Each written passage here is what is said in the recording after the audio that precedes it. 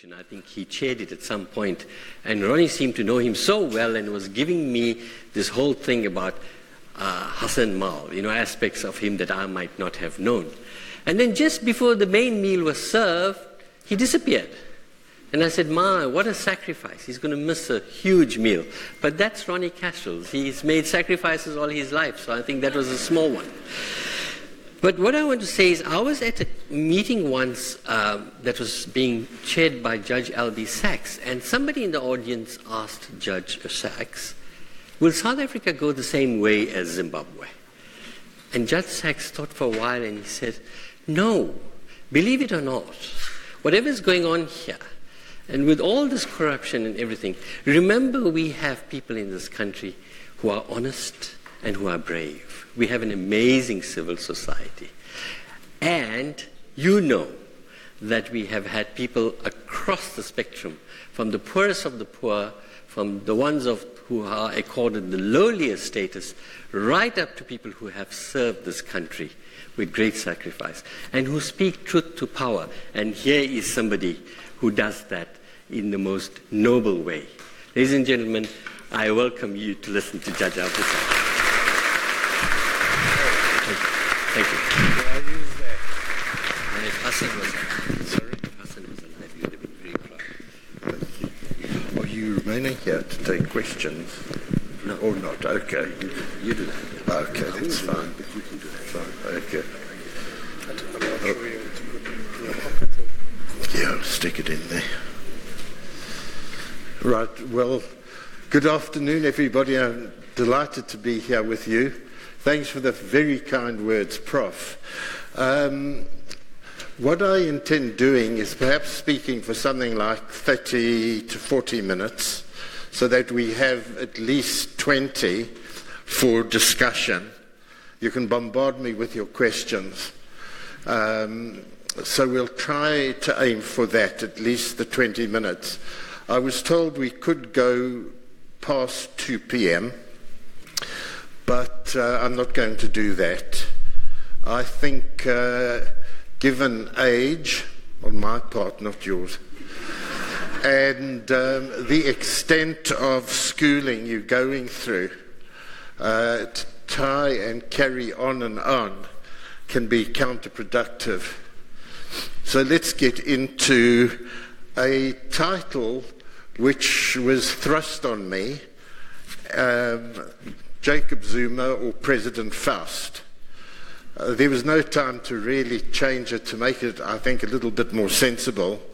But it emerges from a phrase I used at least 4 to 5 years ago about the dispensation we're living in, and I talked about a Faustian pact, which might not be popular with everybody if we apply it to 1994-96.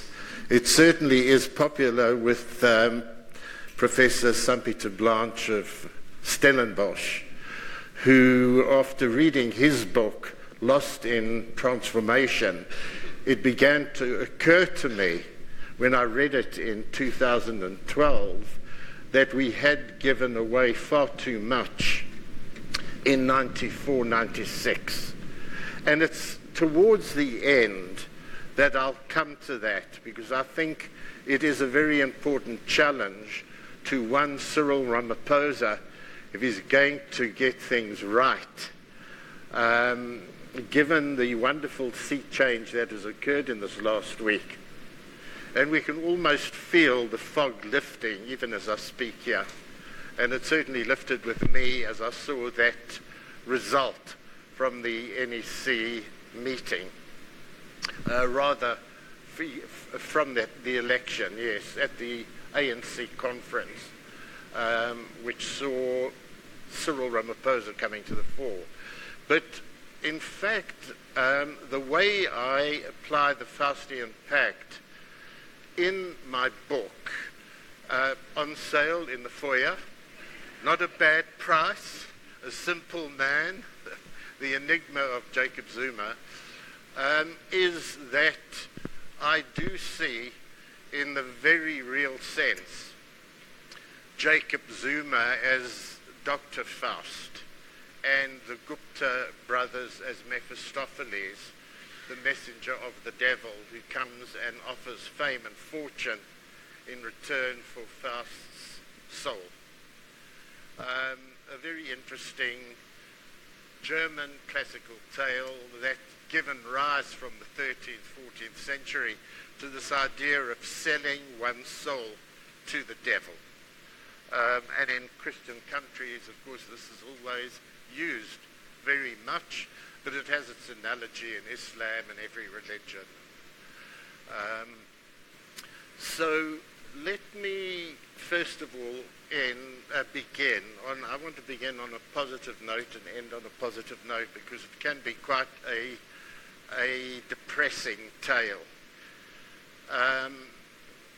South Africa, we hear it over and over, is a resilient country, and South Africans are resilient.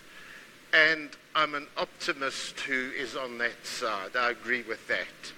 And I think if you look throughout our history, at the darkest points, we see this happening time and again.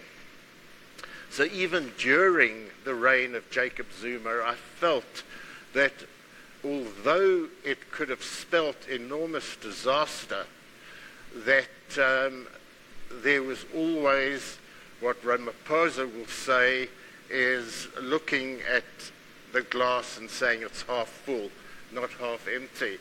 But I like metaphors, hence the Faustian Pact, and I love sporting metaphors.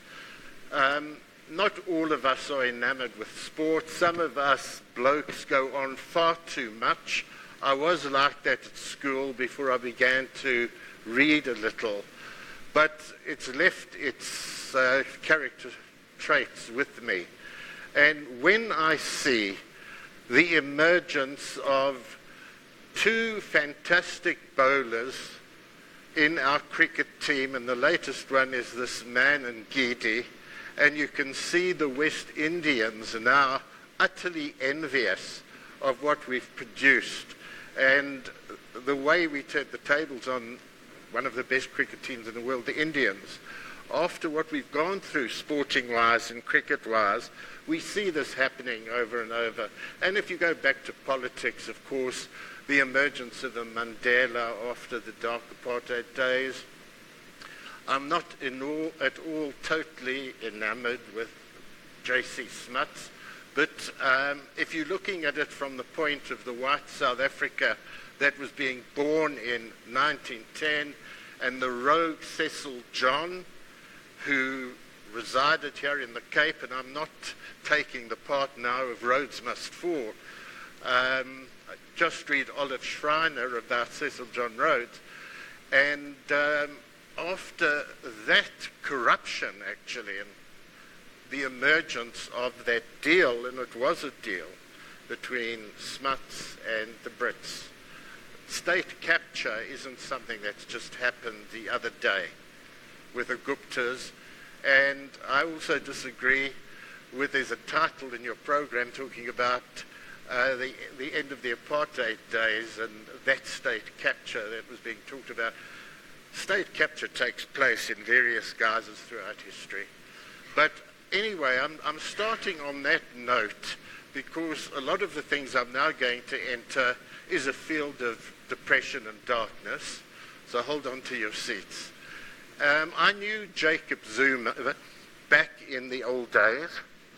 I actually knew him in Durban in 1960. I'd arrived to work for Lever Brothers, no less, from Johannesburg. And I joined the Congress movement and went along to meetings as a young person. There were a few of us. And Jacob Zuma, 4 years younger than me. He's born exactly, it's an amazing year. Zuma, Chris Hani, Thabo Mbeki, Paulo Jordan, they all born within months of each other in 1942. I'm a lad of 1938. And there was this young 18-year-old who was very a activist, with the trade unions, very neatly attired always engaging, nice young man, and we recruited him into the armed struggle and sent him out the country. That's what you get for looking like a really nice, young, active man in the ANC. But he was keen to do that. He was arrested on his way out with 45 others and ended up across the waters on Robben Island for 10 years. That Jacob Zuma, as a young person, impressed people very much. No formal education, and he had taught himself the rudiments of reading and writing. It wasn't simply Robben Island where he gained that. So it showed a positive aspect, a person who wanted to get on and was intelligent enough to be able to do so.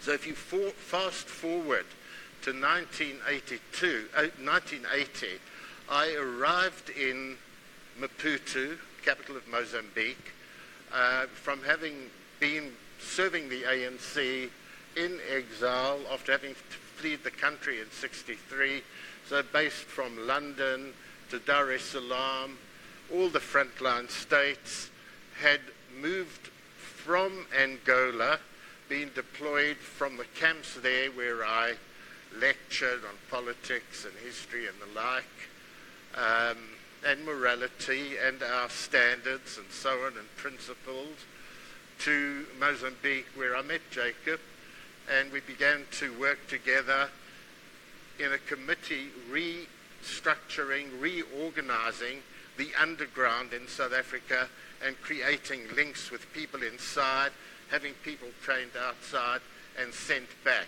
both for armed action with MK as well as for political work and activity. He was a wonderful person to meet. We got on like a house on fire, engaging on the surface as this country saw him, and many people fell for him, and not just the ladies, in that respect. We worked closely. We jumped the fence into Swaziland from Mozambique, met people in Swaziland in very dangerous times, dodging not only the hit squads from South Africa, but the police in Swaziland, and at times even bullets. Brave person for sure. But it didn't take that long, in my case a couple of years, the doubt began to arise through numerous clues.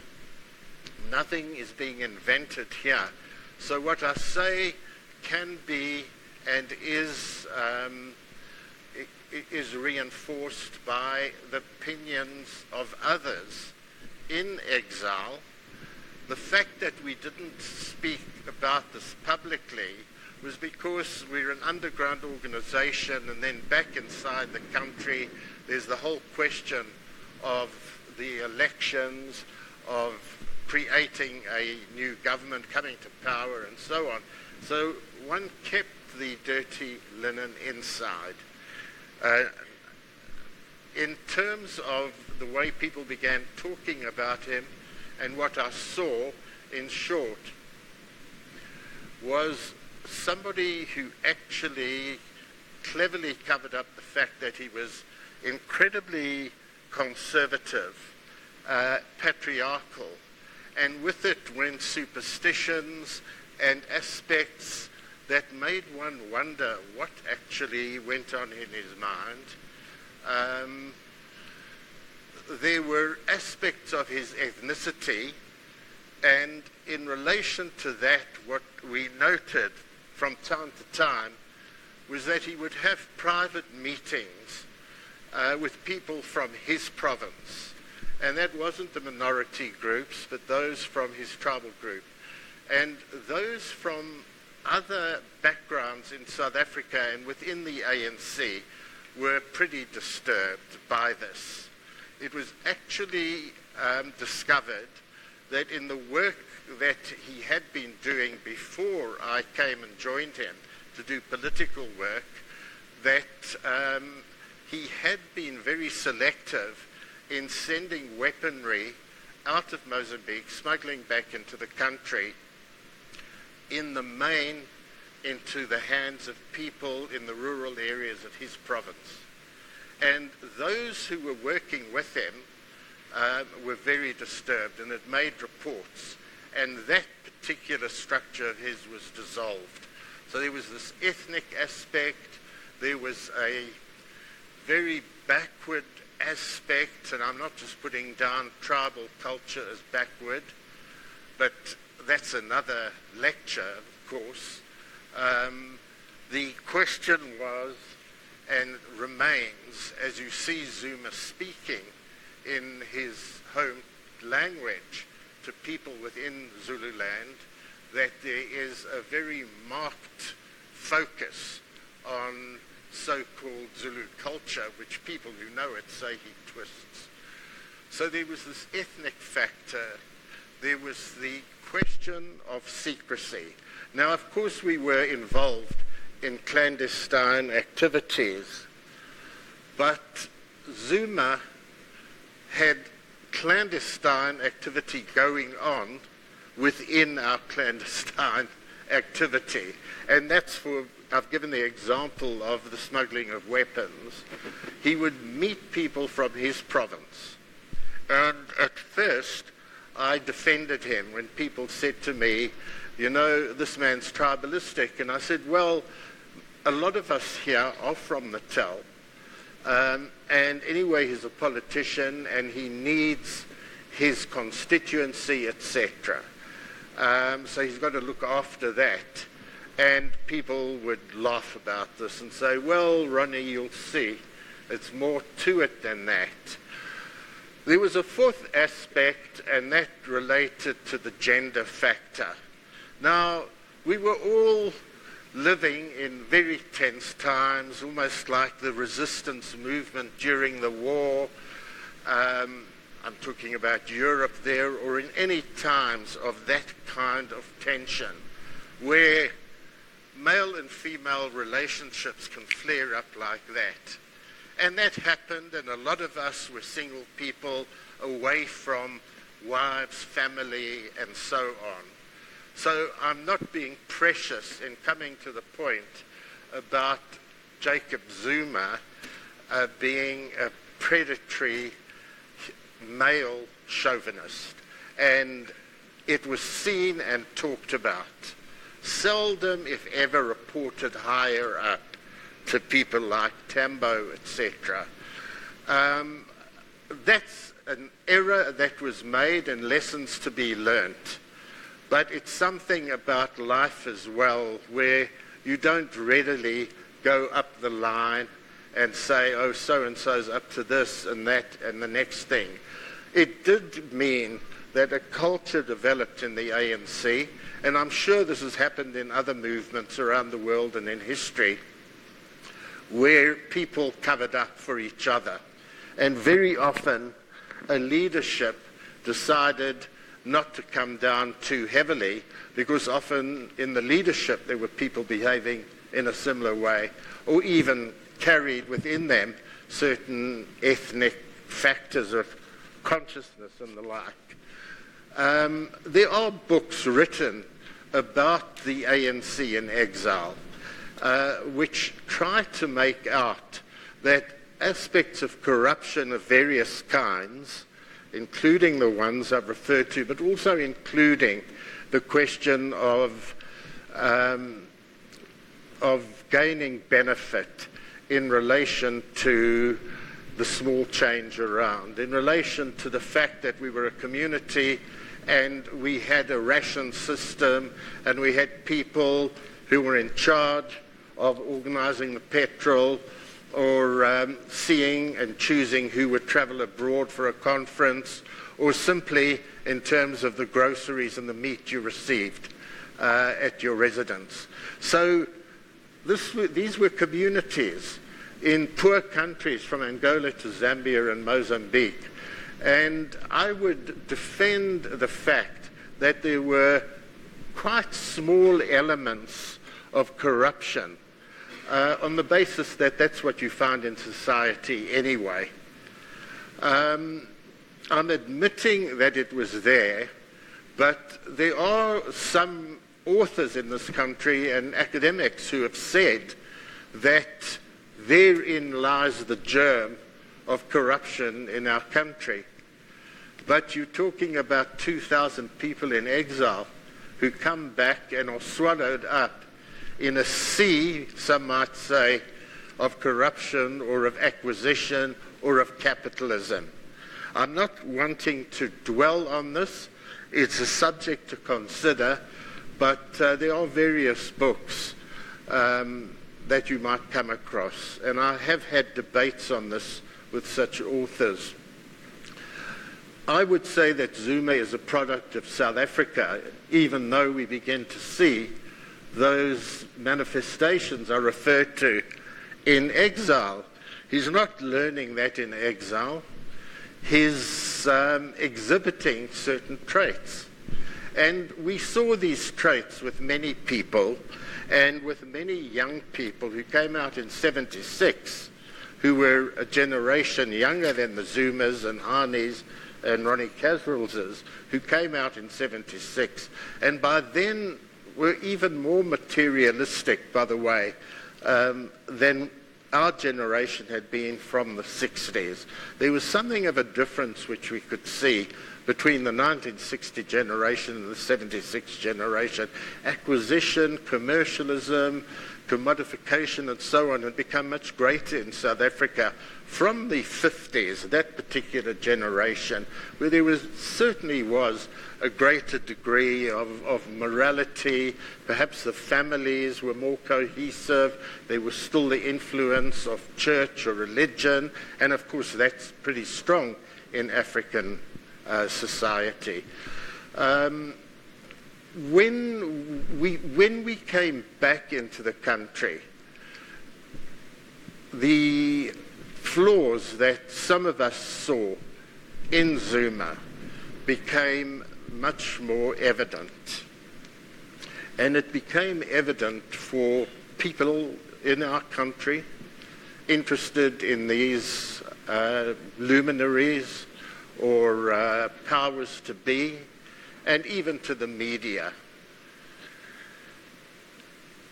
Zuma, if you recall, very quickly became involved with Shabir Sheikh, although the trial only takes place from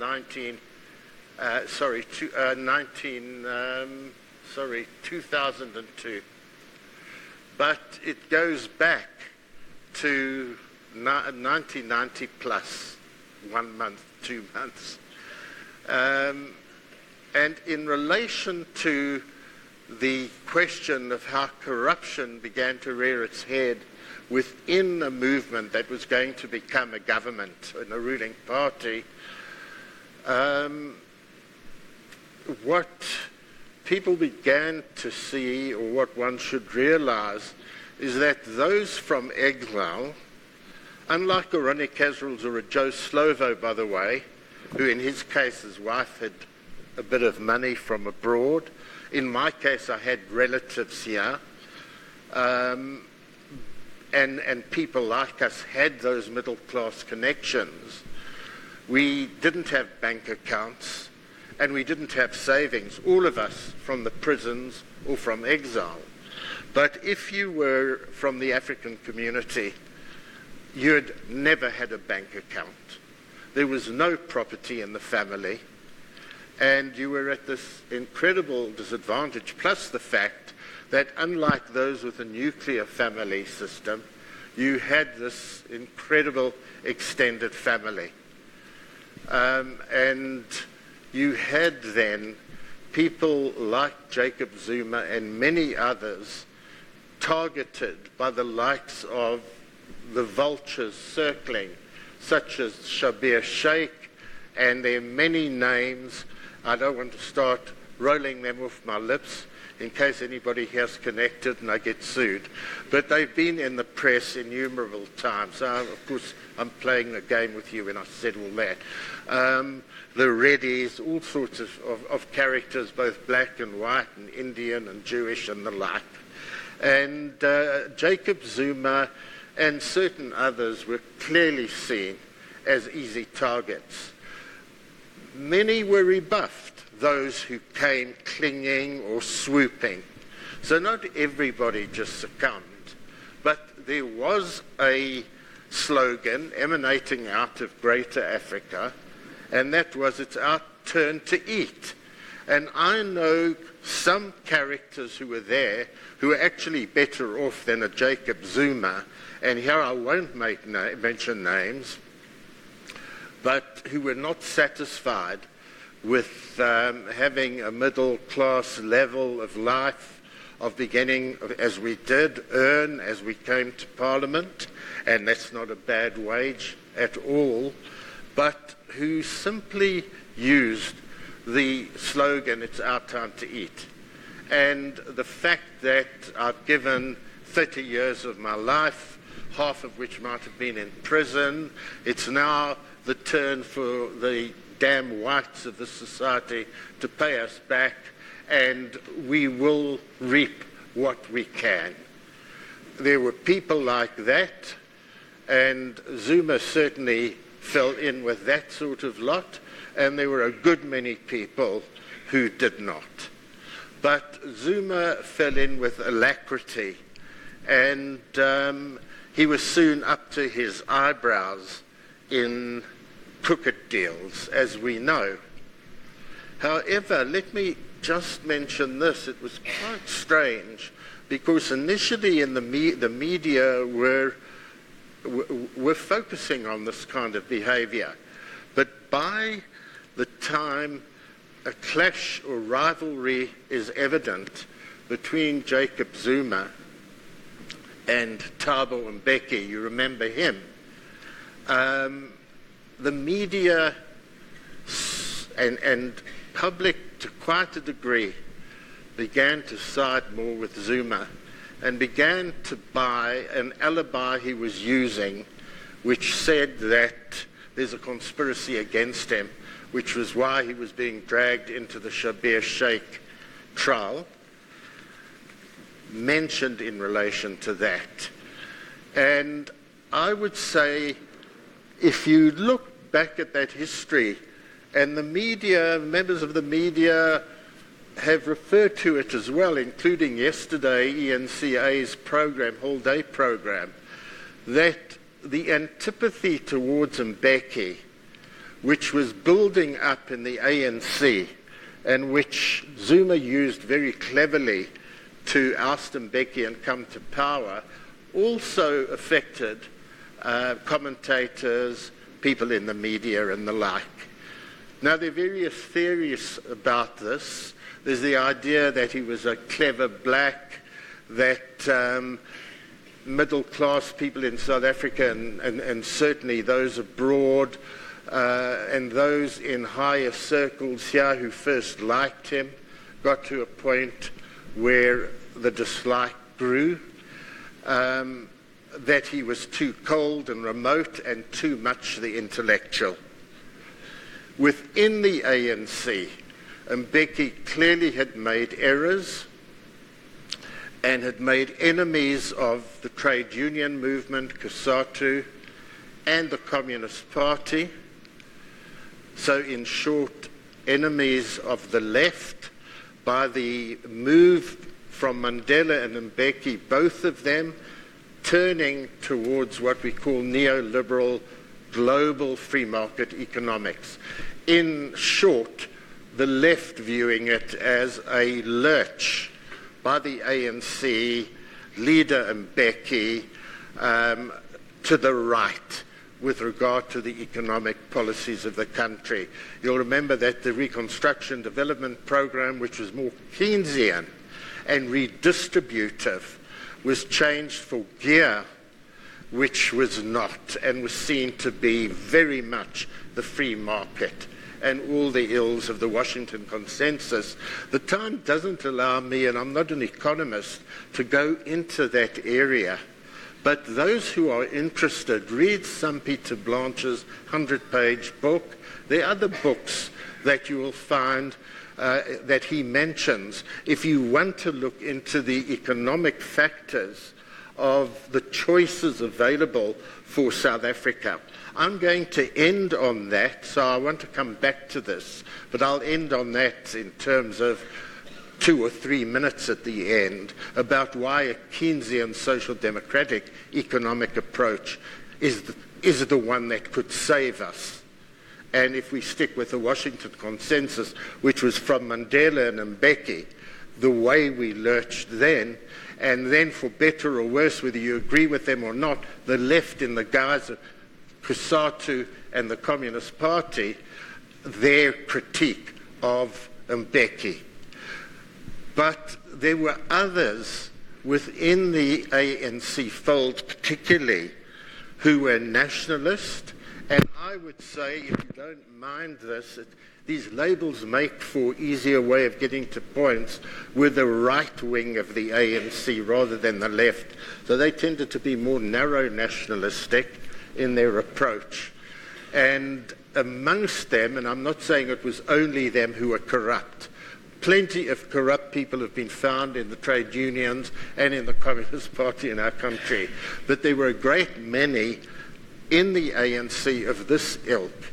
And what was happening is that a group, that an institution, not the Hawks, but the Scorpions, were basically investigating from Shabir Sheikh to Zuma to Mac Maharaj and a number of others.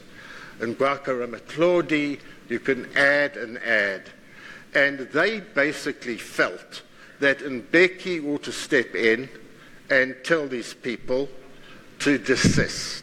I worked with Mbeki then, and I know very well, and as we would all agree and want this of any of our leaders, that in fact there should be no political interference in the prosecuting authorities, in the NPA, the investigative arms, in SARS and so on, the state capture organs that Zuma had lassoed and got control of. So I know that Mbeki, and as an intelligence minister, I'd said these people are prepared to go in for a plea bargaining, or they're saying that he should know that they have not been involved in any of this kind of activity, blah, blah. And Mbeki's position was simply, well, it's up to the prosecuting authorities.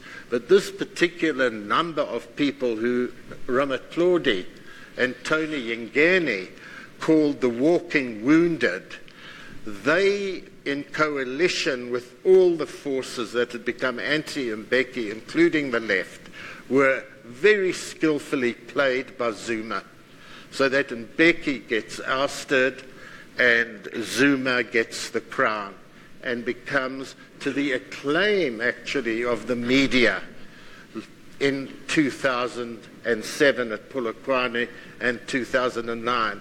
And I think even then a great deal of people in the public, even within some of the opposition parties, thought that it's better to have this affable man, the simple man of the people, which is how Zuma put himself across. Hence the title of my book, A Simple Man. And he was very engaging with this, and he could clearly pull people into that sort of ambit. So his rule, his 10 years, if it's going to be 10 years, and I think we're all hoping to see it come to an end, maybe in the next few months, who knows, maybe sooner, that people got behind him and were pleased to see the end of Mbeki. So I've tried to indicate that there were flaws in Zuma in exile, and that these were exhibited back home.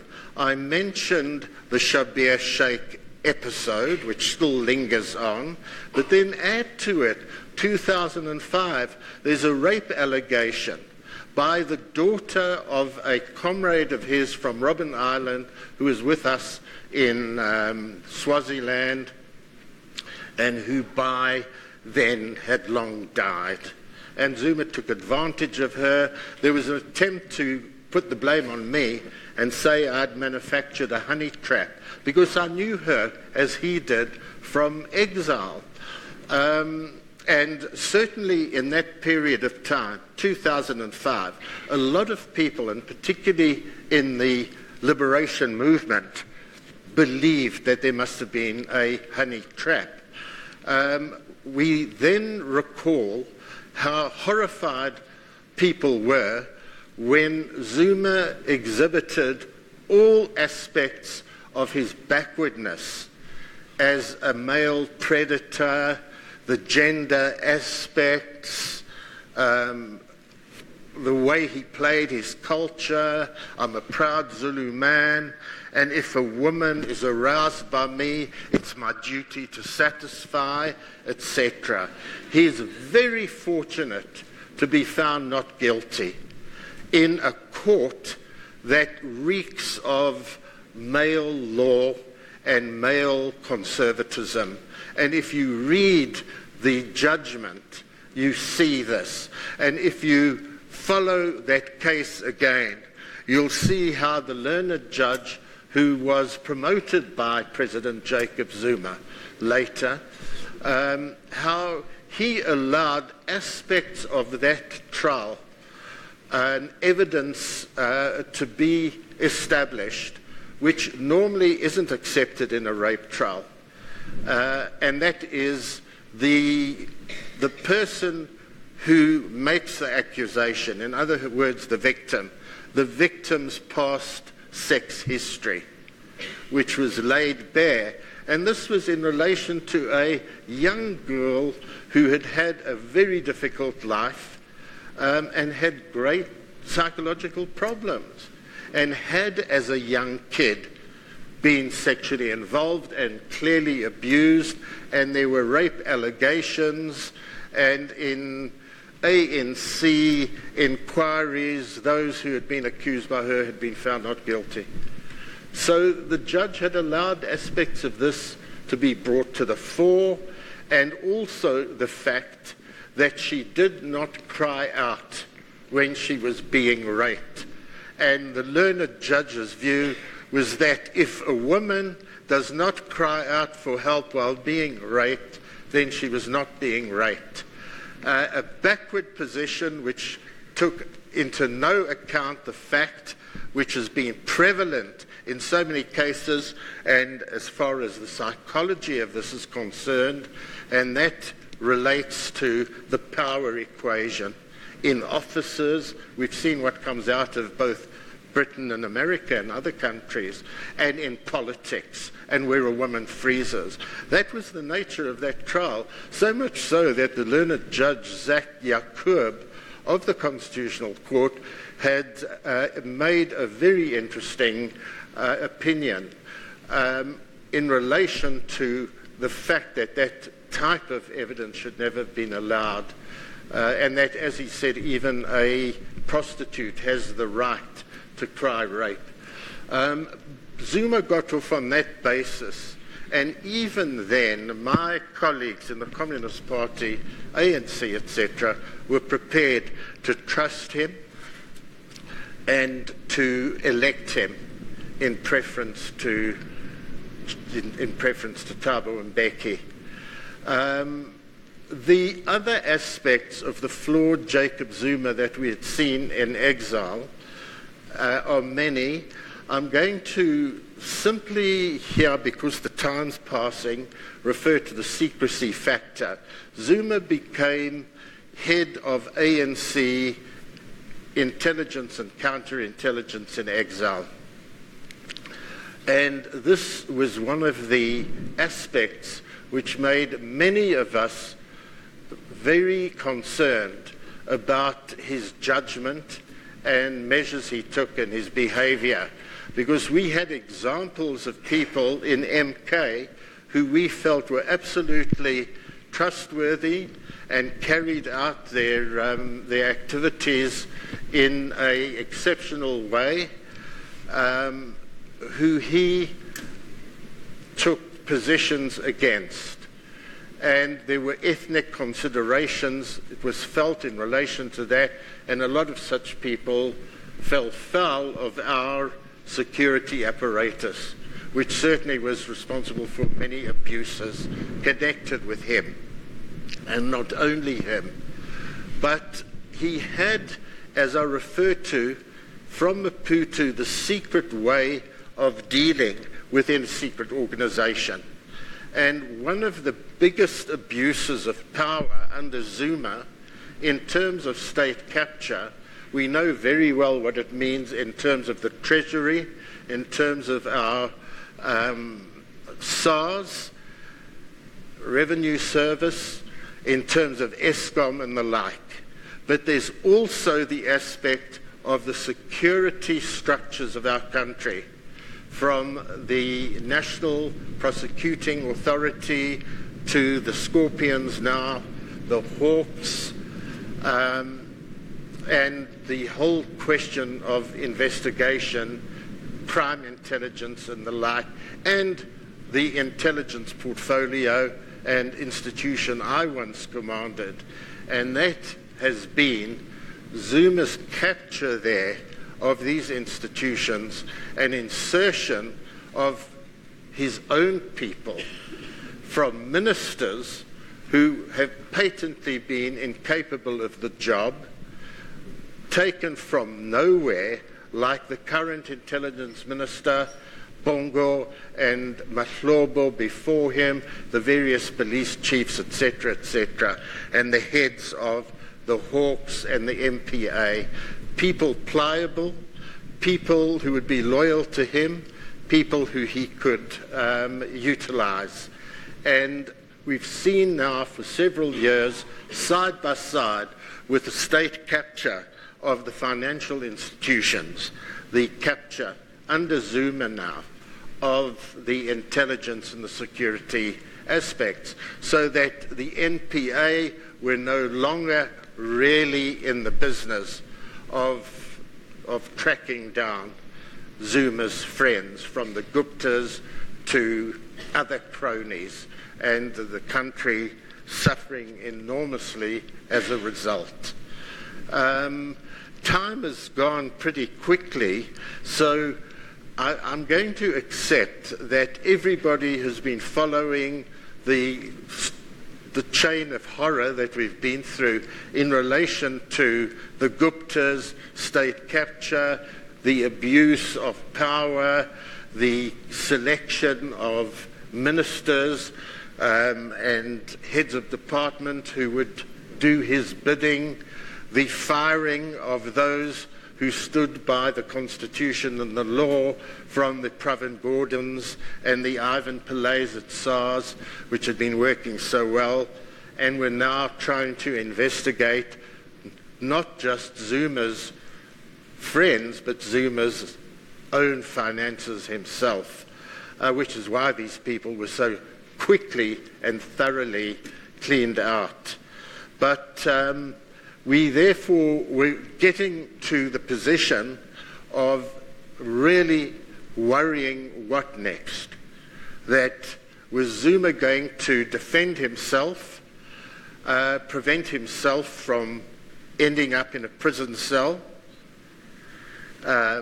Was he going to be able to protect his ill-gotten gains, his fortune, whatever's in Dubai and elsewhere, cronies in the ANC and government, the Gupta links, etc., or would he have to face the judgment day?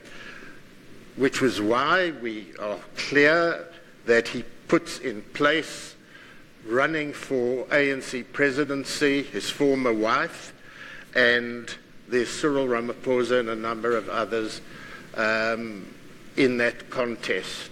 And it was really absolutely so close, the difference being something like 330 votes between. And I think we all heaved a sigh of relief, and certainly the mist lifted in the hope and belief that we can see better days. So I want to end on the point that there can be better days. We're watching what Cyril Ramaphosa is determined to do, which is going to give us our ideas of how serious and strong he is. It's very difficult because the narrow victory means that within the ANC's top bodies, it's been almost 50-50, and the people who were with Zuma are especially, and very, very powerful indeed, linked in especially to places like the Premier League provinces of Northwest, of Free State, of Mpumalanga, and of KwaZulu-Natal. So there was something there that sounded the sound bells for the ANC to decide enough is enough. I'm not suddenly saying everyone saw the light, turning over a new leaf, and now they're going to behave like good boys and girls. The main thing was they were clearly seeing that Zuma was the liability and would take them all down in 2019. That's politics. It's now up to Cyril to see whether he can handle those who are still there, and people like Ace Makushula and Didi Mabuza are very, very worrying figures indeed, and very powerful. So you put yourself in Cyril Ramaphosa's shoes. I'm delighted he's there. I don't agree with everything about the way he would handle things in terms of the economy, but certainly to stand by the law, the rule of law, the Constitution, to clean up the stables, to ensure that everything from Eskom to SARS to the police and intelligence services and the National Prosecuting Authority are there to do the job they should do.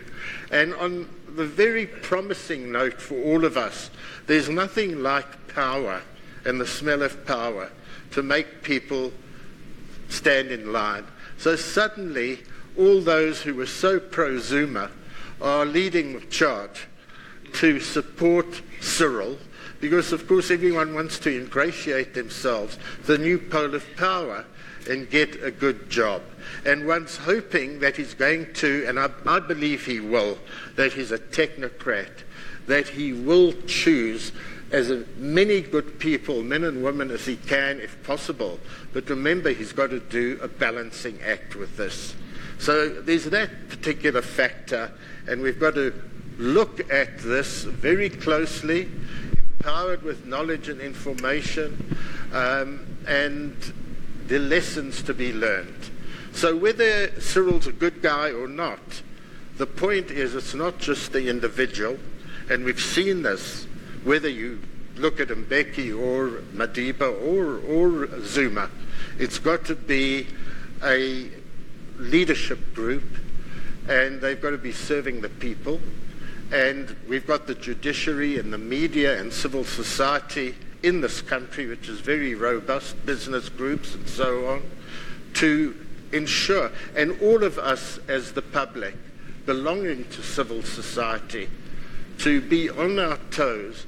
And if there's anything suspicious that occurs, if Cyril does not put strong people in as public protector, Eskom chair and Eskom board, and that's looking good, the new national head of the prosecuting authority, that's the next big test for Cyril. As a deputy president of the country, he has to put in place, Zuma's trying to challenge it, a head of the National Prosecuting Authority. It's a key. That's going to explain to all of us so much about Cyril's rule. I did say that I wanted to mention something about the economy, and I referred to Sampie Blanche. And let me, in a couple of minutes, just simply say this, that under this wonderful man Mandela, we were able to come through a very difficult process, fraught with all sorts of dangers and violence, possible civil war. And I absolutely supported him there, and still do in hindsight, in the road we took of the reconciliation, etc. But in terms of the economics, take yourselves and I do, from the Sambi to Blanche critique. And there are other economists, and we had economists from Britain and parts of South Africa and abroad, Canada, who helped the ANC forge what I'm calling the Keynesian, or it's a post-Keynesian economic approach. That basically means the type of economy that we saw in Europe after the Second World War, from Britain to Europe in absolute on its back and so on. And that's one which focuses more on the redistributive side, on making jobs, putting money in people's pockets. An approach of that kind, it's a social democratic approach. It's building massive infrastructure and the like. It's the Marshall Plan. It's the New Deal of Roosevelt. And this has gone out of flavor by the time of Reagan, Ronald Reagan and Margaret Thatcher, where you then had what was called Reaganomics. And that's the trickle-down effect. It's very tight fiscal control. It's an argument in a position where the state should not intervene, leave it to the free market. That's the way to create the jobs and run the economy and get the economic growth. But it's failed miserably here, and it's failed internationally. What I would argue, and it's not me taking decisions, and I don't do it in a dictatorial way, I would say that the choice from Mandela that was made then, the key problem when we changed, and Sambi to Blanche and Jay Naidu in his book, he was the RDP head, and many ANC people, including myself, will tell you, we had very open discussion on the political nature of change, on the Constitution, the Bill of Rights, etc. But the economic one was behind closed doors, and it was greatly influenced by Oppenheimer and Rupert, talking with Mandela and our economists, and there were very few, Trevor Manuel and Mbeki, and big business and corporates both in South Africa and abroad. And this is how we came to the gear factor. Instead of the Reconstruction and Development Program, Jay Naidu is bitter in his book about this, and he says that he loves Mandela and he praises Mandela to high heaven, but in his book he says that's the one part where Madiba behaved like Joe Stalin. It was done in secret. We were presented with this as our economic model, and we were told that it was not negotiable. We had to go that route. Otherwise, the Western countries would not do business with us. And we accepted that without a debate. So if I'm talking to you, good people now, in advanced age where you can play a marvelous role in society still, with civil society, believe me, and I'm not flattering you, it's to look at the economic choices. There are only two kinds. It's the free market Washington consensus, or it's something like the Swedish, Norwegian model. It's not the red flag of Ronnie Kasrils and full-blown socialism. But I believe it's one that starts with putting the people, and therefore it's not us, middle class. We're part of it. But you put at the center the absolute poverty-stricken and poor.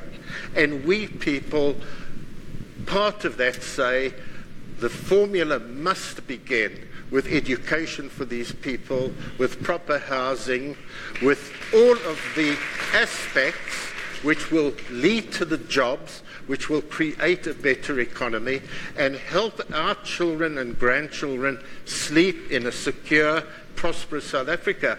It's very basic.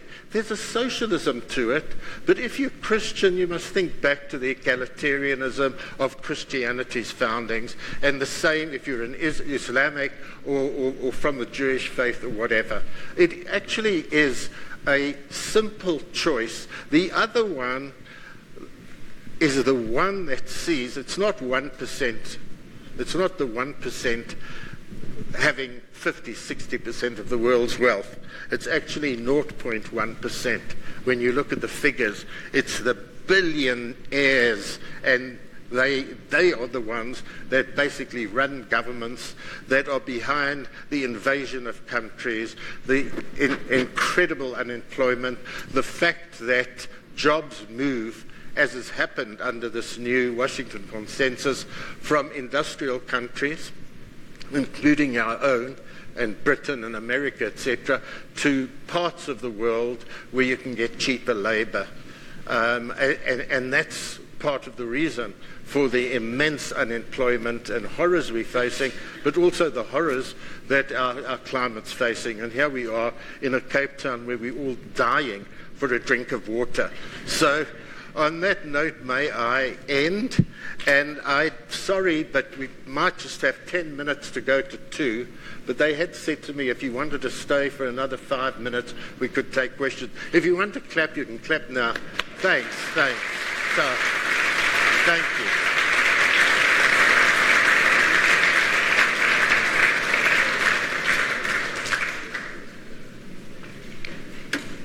Okay, so there was the first hand, and here's the second hand. What I think I'm going to do to make it quicker is I'll answer, not as sometimes we do, take 5 questions and answer. I find that you then forget too much. So I've got 2 hands here, and then a third and a fourth and a fifth. Okay, can you just remember 1, 2, 3, 4, 5? Thanks. We'll leave it at that and start now. So the lady over there, do you want to mention your names for the sake of the audience or not? Okay. But just try and speak loud as possible.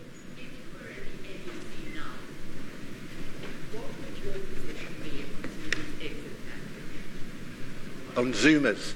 Okay, if I was in the NEC now, what would my position be on Zuma's exit and package? The sooner the better, and no question that he should not be facing a charge. That's an ideal, and I would like to see him very much facing the charge, and I would say that to the NEC. It's 80 people or so, and I say, comrades and Comrade Zuma, you wanted your day in court. It's your chance to clear yourself, and Comrade Zuma must stand to face the charges, so we give this as an example to the whole country. That would be my position. Thank you. And you see, when we talk about civil society, one of the ways you can express yourselves is letters to the paper. And others is in whatever associations you belong to, or clever children you have, and I'm sure you do have, and etc. But let's always find a way of actually putting it into some form of action. Thank you. Extending when Shabir Shaik was convicted, why didn't Trevor Manuel order institute an audit into his finances? If he did, that would have been the end. Yeah. So when Shabir Shaik was charged and found guilty, why didn't the Minister of Finance, Trevor Manuel, order an audit into Zuma's? I think something should have been done, and let me tell you what should have been done. Zuma should have been charged then and there, and you'll recall that Bulelani Nguka, who was the head, the National Director of Public Prosecution, this NDPP guy, he called together, strangely, just black editors, a big error, this business of playing to colour in the country. You start doing it and you just carry on, and it bites you in the end, as AAN 7 bites back. But it's... I wouldn't know the facts, if there are, but Bulelani basically says there's prima facie evidence against Zuma, but it's not going to hold. So we're not charging him. To me, it looks as though this was a political decision, that to avoid embarrassing Zuma, this point I made about the problem of the ANC in exile, we began to create this culture of protecting comrades. And you know, we're back in this country, and it's us blacks against, or liberation revolutionaries against these dreadful whites, including whites like you, and this dreadful DA, that kind of mentality. So let's go a bit easy and leave it and not act. Very possibly that signal came from even higher up. And if it did, that would have been, I was asked this on an interview one day, what do I think would have been Mbeki's greatest regret? And I would say it was that Zuma was not charged in 2002 with Sheikh, or in 2005, because then he had to carry the burden of that act against Zuma, of dismissing him, which is why the elements of the ANC, Communist Party, etc., ganged up against Mbeki. And can you imagine what that would have saved us? Which is why we've had these 8 to 10 dreadful years, and Cyril must not be allowed to make such errors. We must speak up if we see that weakness. So we've got 3, 4, and 5 now here. Thanks. It was you, thank you, yes. I think here, and then there was one and another one, right? Thank you. Just something I'd like to understand about Zuma at a personal level.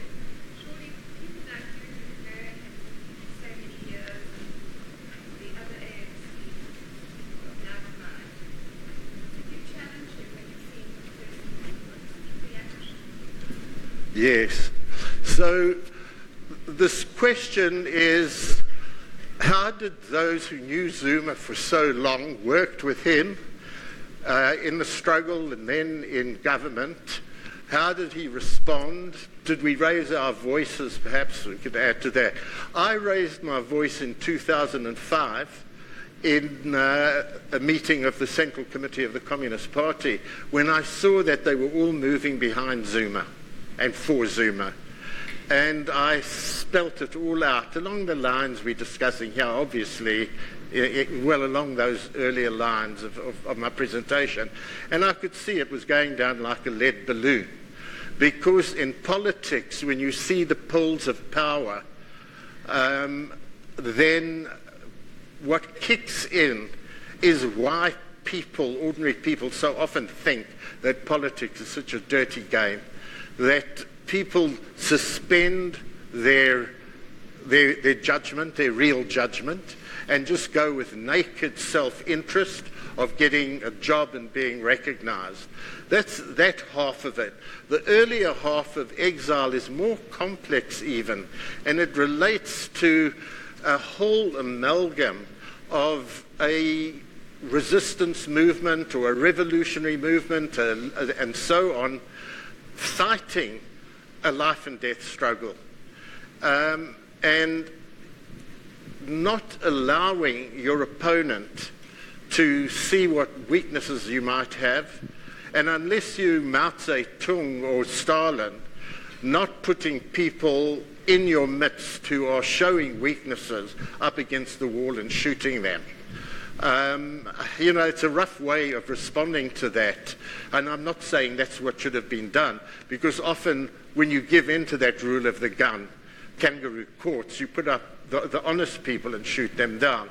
But there was this way of handling things within our movement which tended to be kind to people, of rather seeing what had created the problem. So here the guy is back in the country, and he's got, at that stage, two wives, a dozen kids, no money. He's having to pick up small change from the Shabir sheikhs and people like that. And Mandela thinks that, in a really kind way, we've got to rescue Jacob Zuma from this, and gives him R1 million, raises R1 million. and thinks this is going to solve Zuma's problem, because R1 million should have wiped out the debts. But that kind of guy, you give them $1 million, it's like giving a drunk a nice shot of whiskey. They want more and more. That's what happened with him. Then the next... Sorry, raise your voice, please. I'm not hearing. The economy, yeah.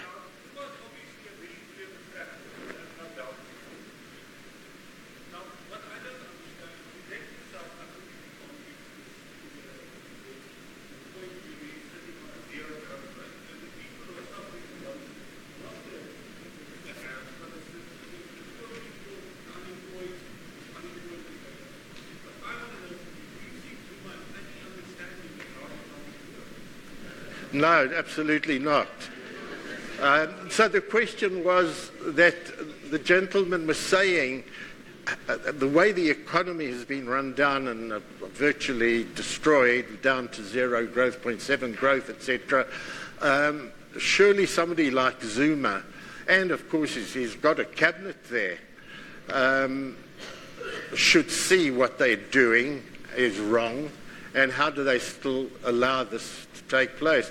Well, there are much cleverer people than Zuma around the world who have presided over the smashing of an economy through wrong policies. But what you need to add here is the greed factor.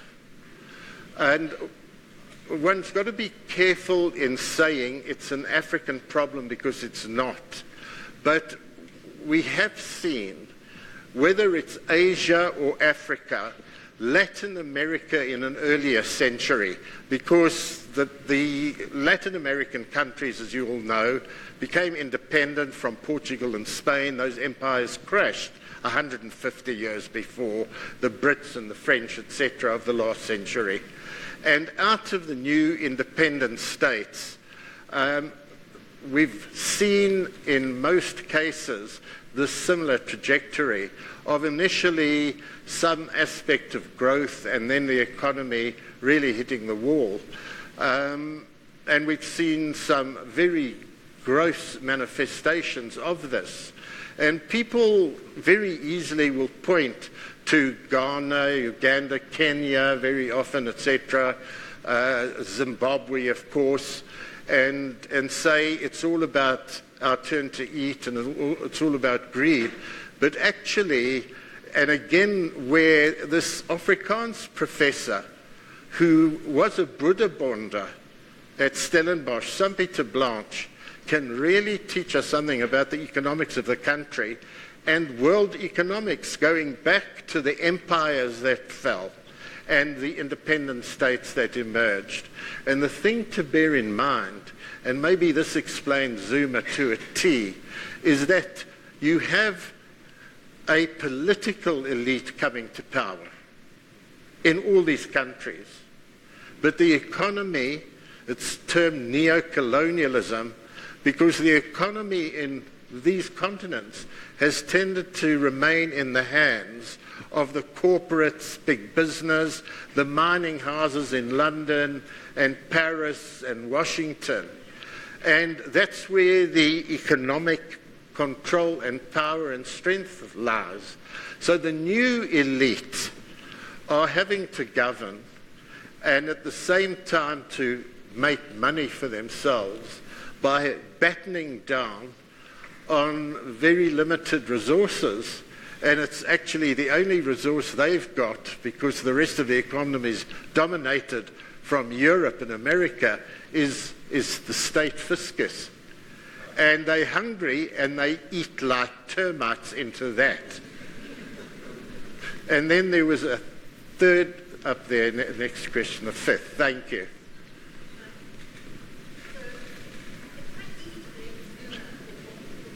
Okay, so I'm sorry, just again, a bit louder.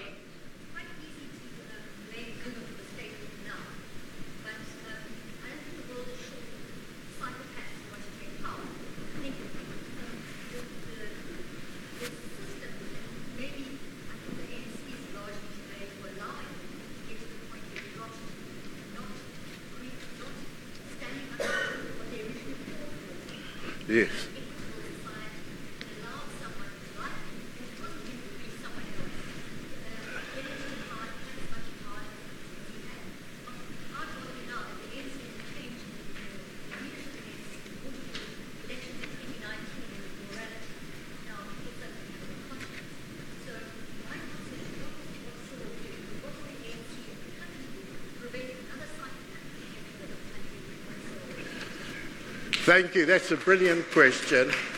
So the point that's been made, I think we're going to have to stop at this point because it's getting on for 10 past. That's a great question. Thanks so much.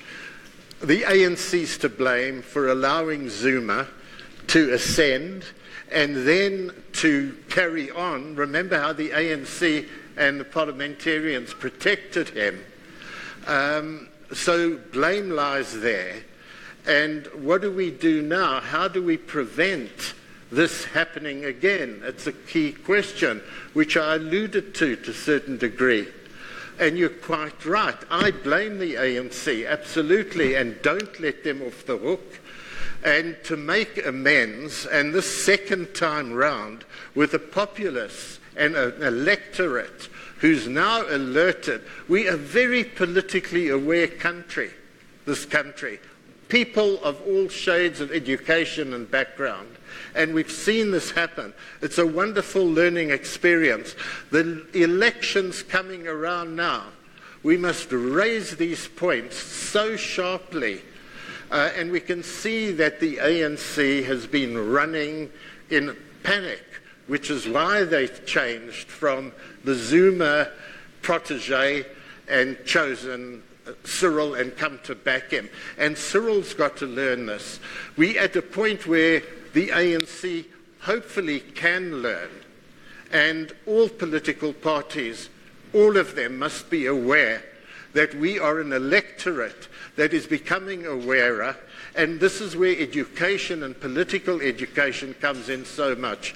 Because if you're living in the rural areas, you're not watching TV or reading the newspapers, and you might be victims, easy victims of the demagoguery in your mother tongue. Those people badly need to be made aware as well. So it's a huge question for the whole country. And we've just got to do what we can and get involved together, not sit on our own. Thanks very much indeed. Thank you.